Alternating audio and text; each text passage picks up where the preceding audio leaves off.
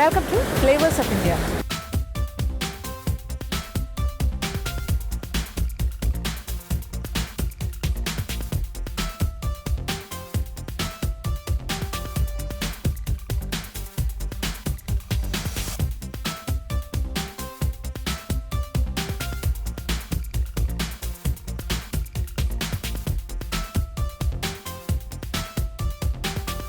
സുന്ദരമായ ഒരു ബീച്ച് പ്രദേശത്താണ് ഞാൻ നിൽക്കുന്നത്, ഒരു കടൽ തീരത്ത്. ഈ കടൽ തീരം എവിടെയാണെന്നല്ലേ, ഇത് തമിഴ്നാടിൻ്റെ ഒരു കടൽ തീരമാണ്. ഇത് മണ്ടക്കാട്. മണ്ടക്കാട് എന്ന് പറയുന്ന സ്ഥലം മണ്ടക്കാട് ക്ഷേത്രം കൊണ്ട് വളരെ പ്രസിദ്ധമാണ്. മണ്ടക്കാട് ക്ഷേത്രത്തിൻ്റെ തൊട്ട് പിന്നിലായിട്ട് എന്താ പറയുക, ഒരു വെളിപ്പാടകലെ നമുക്ക് പറയാം. നടന്നു വന്നാൽ കാണുന്ന കാഴ്ചയാണ് ഈ കടൽ. ഈ കടലെന്ന് പറഞ്ഞാൽ എത്ര സുന്ദരമായ കടലാണെന്ന് നോക്കൂ. ധാരാളമായിട്ട് തിര ഇങ്ങനെ ആഞ്ഞടിക്കുന്നുണ്ട്. പക്ഷേ എന്നാലും നല്ല മനോഹരമായൊരു ബീച്ചായി.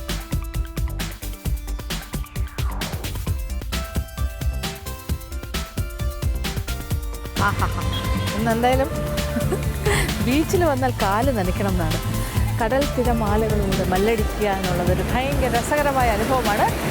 കുറച്ച് നമുക്ക് ഈ കടലിൻ്റെ കാഴ്ചകൾ കണ്ട് ആസ്വദിക്കാം. അത് കഴിഞ്ഞാൽ പിന്നെ ക്ഷേത്ര ദർശനം. മണ്ടക്കാട്ട് ക്ഷേത്രം വളരെ പ്രസിദ്ധമാണ്.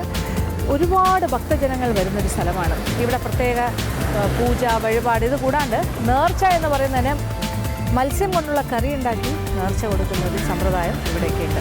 ആ സമയം പെരുന്നാളെന്നാണ് പറയുന്നത്. അതെ, കടൽ വെള്ളം കാലുകൾ നനച്ച് തുടങ്ങിയിരിക്കുകയാണ്. നമുക്ക് ബീച്ചിൻ്റെ കാഴ്ചകളൊന്ന് ആസ്വദിക്കാം. ഓ മൈ ഗോഡ്,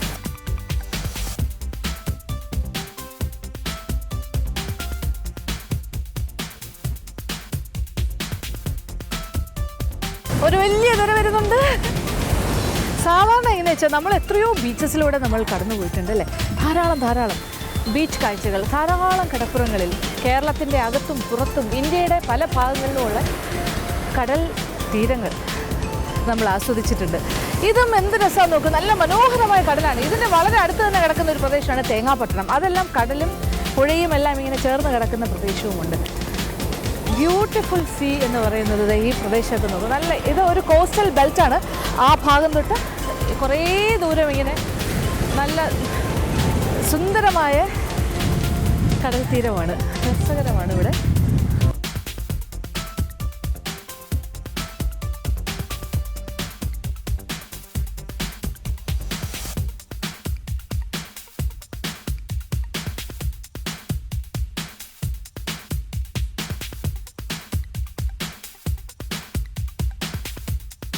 തിരയടങ്ങാത്ത തീരം എന്നൊക്കെ പറയില്ല. ഇതേ വരുന്നുണ്ട്, വീണ്ടും തിരകളിങ്ങനെ മാറി വരുന്നു. പിന്നെ വൈകുന്നേരമായി കഴിഞ്ഞാൽ ശരിക്കും തിരയുടെ ഒരു ശക്തി കൂടി വരും.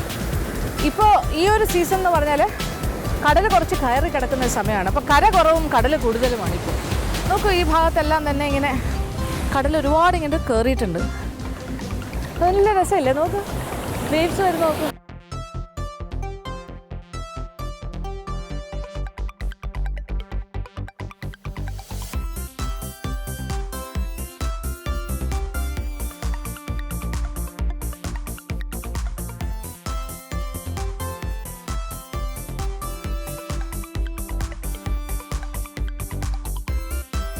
ഒരു വലിയ തിര വരുന്നു. ഓ മൈ ഗോഡ്,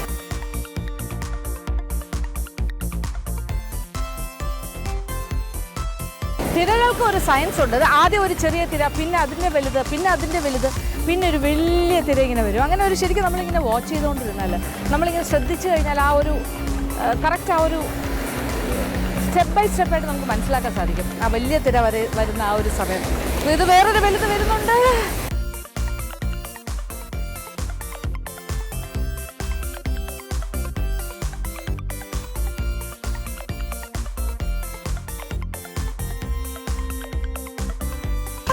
തയ്യാറെടുത്ത് നിൽക്കണം. ഭയങ്കര വലിയ തിര വരുമ്പോൾ അത് ഭയങ്കര വലുത് വരുന്നുണ്ട്.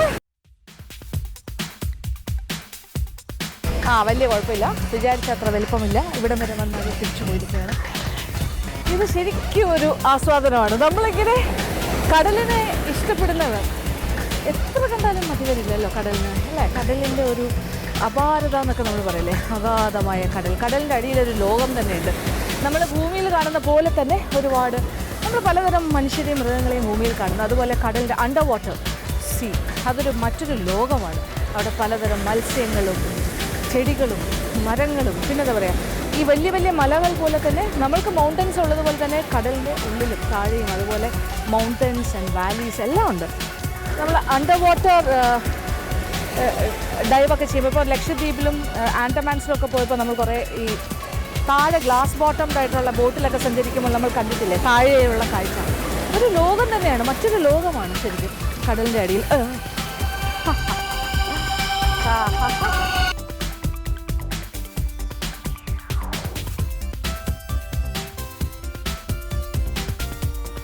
ഞാനിങ്ങനെ കടലിനോടിങ്ങനെ കളിച്ച് ഉല്ലസിച്ച് നടക്കല്ലേ ഈ തിരമാലകളോട്. അതുപോലെ തന്നെ ധാരാളം ആൾക്കാർ, ആണുങ്ങളും പെണ്ണുങ്ങളും കുട്ടികളും ഒക്കെ ഈ ബീച്ച് സൈഡിൽ ഈ കടലിനോട് സല്ലപിച്ചുകൊണ്ടിരിക്കുകയാണ്. എൻ്റെ പിന്നിലേക്ക് നോക്കും, ധാരാളം ആൾക്കാരിങ്ങനെ ഈ കടൽ ആസ്വദിക്കാനായിട്ട് വന്നിട്ടുണ്ട്.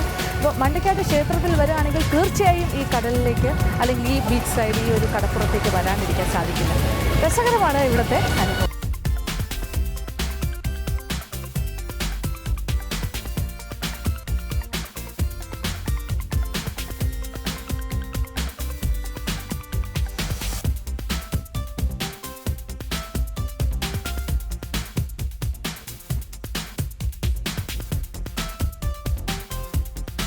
എൻ്റെ അമ്മ ഒരു വലുത് വരുന്നു.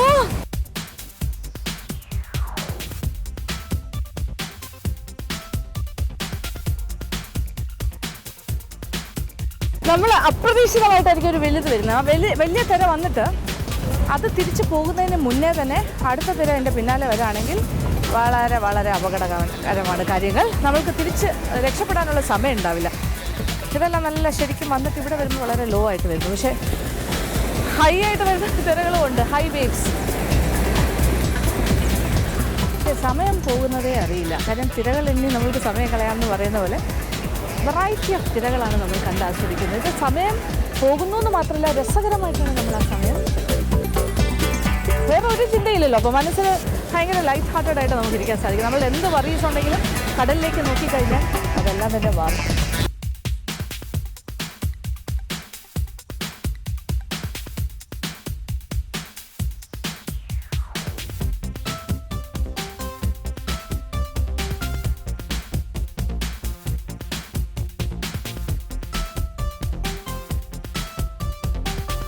പ്രതീക്ഷിക്കുന്ന തിര വലുതായിട്ട് വരുമ്പോൾ, പക്ഷെ ഇവിടെ വരുമ്പോൾ വളരെ ലോ ആയിട്ട് വരും.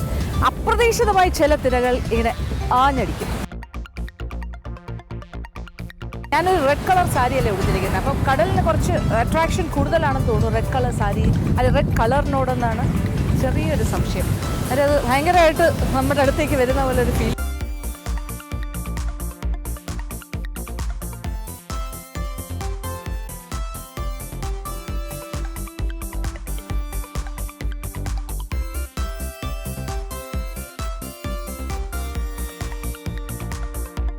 ഇതൊരു ലോങ് സ്ട്രെച്ച് ഓഫ് ബീച്ചാണ്. ഇതേ അവിടെ തൊട്ട് ഇങ്ങനെ നമ്മൾ നടന്നു കഴിഞ്ഞാൽ നമുക്ക് ഇങ്ങനെ ഈ ബീച്ച് സൈഡിലൂടെ തിരകൾ ഇങ്ങനെ ഇടയ്ക്കിടയ്ക്ക് നമ്മളുടെ കാലിനെ തഴുകി പോകും. വളരെ ഫോഴ്സ്ഫുള്ളായിട്ട് ഭയങ്കര ശക്തമായി വന്ന് കാലിൽ തട്ടും. എന്നിട്ട് ഇങ്ങനെ നമ്മളിങ്ങനെ നടക്കുക. ഏതാണ്ട് ഒരു 1 കിലോമീറ്ററോ 2 കിലോമീറ്ററോ എത്ര വേണമെങ്കിലും നടക്കാം. പക്ഷേ നമുക്കൊരു കൊച്ച് 1/2 കിലോമീറ്ററൊക്കെ നടന്നാൽ മതിയാവും. നന്നായിട്ട് ആസ്വദിച്ച് നടക്കാൻ പറ്റിയൊരു ഈവനിങ് വാക്കായിരിക്കും അത്.